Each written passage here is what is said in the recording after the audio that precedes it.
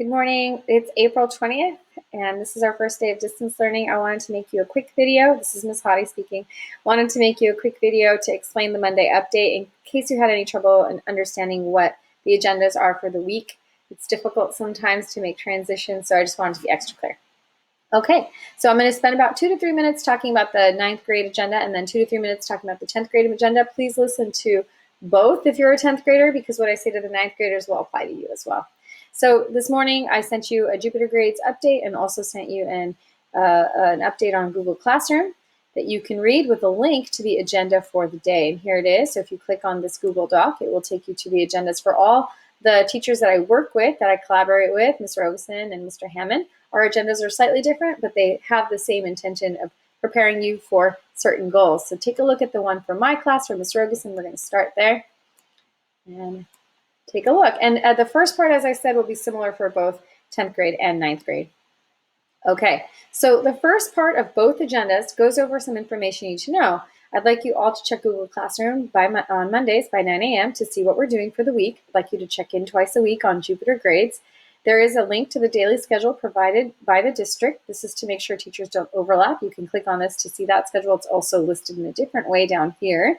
And you can go on any of these links to go to the Google Meet for our class. You don't have to come to these Google Meets. It's just an extra way to help you. I've also made an optional office hours that you can click on to go to. When you go to these meets, these Google Meets, remember to dress professionally and to continue to be courteous. The district did release guidelines that they wanted you to look at. So I'm going to put it here. You can opt out of a video. You're not supposed to record any images or personal information. Don't take screenshots or post anything. And I'll be taking care of monitoring chat, but really, have good behavior when it comes to chat. So you can stop and look at that later if you like. Okay, so you also have the option of attending office hours. For right now, they're going to continue to be in the morning. Begin to be from 9 to 9:30. You can click on this and it will take you to the Google Meet. Here are communications avenues, mechanisms that we can use to make sure that you have all of your questions answered. And then optionally, you can submit extra credit on Google Classroom or Jupiter Grades if you're a 9th grader. I'll explain that. And then there's a way to look at a time management schedule. We've done these in the past to effectively manage time, and I've shared mine. You can make a copy and then edit it. So you have one to motivate yourself when sometimes it's hard. Get out of your pajamas and really get to work during this time. So for my 9th graders, so that was for both 9th and 10th grade. And now I'm going to talk about 9th graders. 9th graders, I'm asking you to read about 6 pages of the textbook. I made a video for you about the Minoans and Mycenaeans, and Ms. Rogeson made one about the Spartans and Athenians, and I want you to watch both and then write a paragraph. And the paragraph is pretty simple. It's a compare and contrast paragraph. I'd like it to have a topic sentence. I'd like for you to have at least 3 pieces of evidence that you used from either the book or from the video. And you do not need to do this if you already did your extra credit reading notes and submitted them on Google Classroom. But if you want extra credit, and this is another opportunity for you to improve your grade, and you can turn that in on Jupiter Grades, which is unusual. Usually we turn things in on Google Classroom if they're written, but this will be turned in on Jupiter Grades, and I've gone ahead and opened that for you. It looks like this. So when you go to your Jupiter Grades, it'll have the links again. It'll tell you what to do, and then you can go ahead and submit when you're ready. Okay, so hopefully that was helpful. And I'm pretty sure that's it for you as 9th graders. And we're going to move on to 10th grade. 9th graders, you can stop the video now. Thank you for listening. 10th graders, let's get to your class. We're going to click on that. Thanks for watching both. Give you guys a tiny bit of extra work, but it helps me when making all these videos. This is actually my 3rd take trying to make this video and not make a huge mistake. So I appreciate you. Okay, so like I said, the first part is all the same. When to check in, how to turn in work, all the communication methods, and then we'll get into what specifically you need to do this week. First of all, I want you to read your prep book. So I would say find out how many pages are in your prep book that review the time period 1200 to 1900.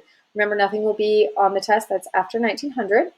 Try to figure out how many pages you need to read in order to be done by the time of the AP test. I'm going to guess it's about 15 to 20 pages a day, and commit yourself to putting in that amount of time every day.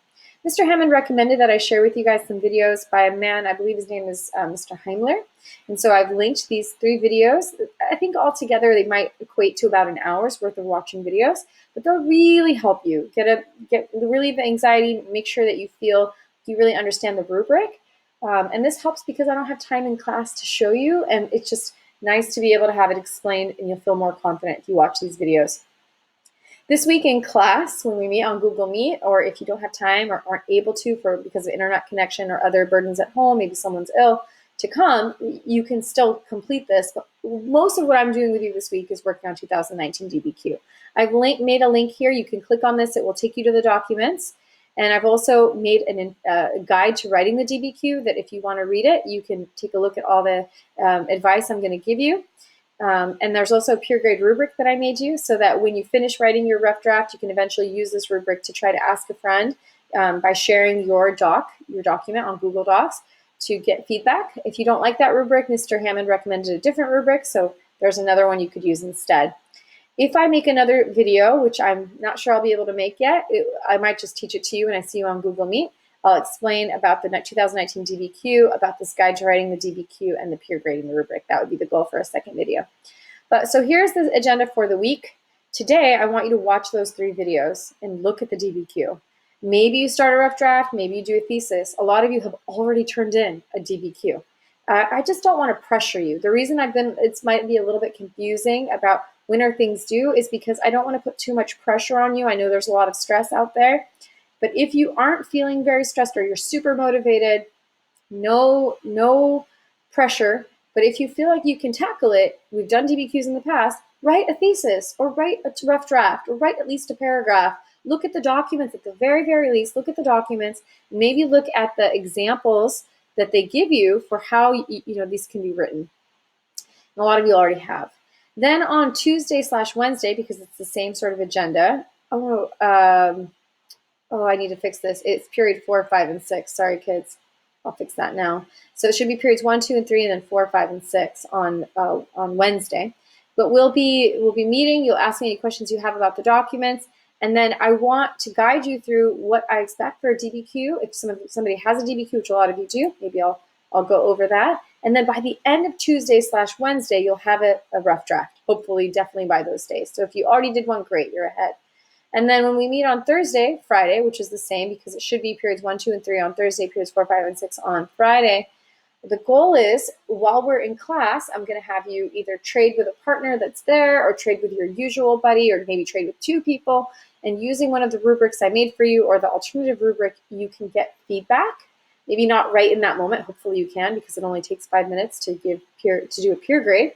But I want you to get feedback and then use that feedback to revise your DBQ and turn in a final draft by Sunday. Again, this is just to help you. If you, for whatever reason, don't have internet, somebody's sick in your family, something else is going on, and you can't do this, well, then you can't do this.